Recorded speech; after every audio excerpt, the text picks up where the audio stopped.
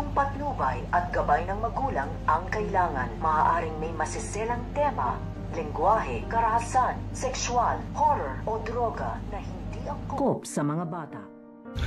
Ito ang ating mga pakakatutukan at pakakaabangan dito nga lang sa Stolen Life. Dahil ito nga si Para ay mahuhuli na nga ito ng mga pulis dahil sa kanyang ginawang pagsugod dito nga kay Dayo sa ospital ay dito na nga muling pagtatagpuin ang landas nito nga si Para at ito nga si Lucy. At sa muli nga nilang pagkaharap ay dito nga nila mapag-uusapan ang tungkol nga sa nangyari nga dito nga kay Darius at kung ano nga daw ba ang ginawa nito nga ni Para dito nga daw sa kanyang asawa nito nga si Darius. So ito naman si Para ay sinasabi nga na dito na wala nga siyang ginawa dito nga daw kay Darius at nakita na nga nandun ito na walang malay at duguan na nga daw dito. Kaya sinugod na nga niya ito dito nga daw sa ospital upang wala nga daw manggaling masama dito nga kay Darius at nangangamusta pa nga ito nga si Para dito nga kay Lucy kung kamusta na nga daw ba ito nga si Darius, kung nakaligtas nga daw ba ito at kung nagkamali na nga daw ba siya. So pakakaabangan nga natin dito ang muling pagkikita nito nga ni Para at nito nga si Lucy.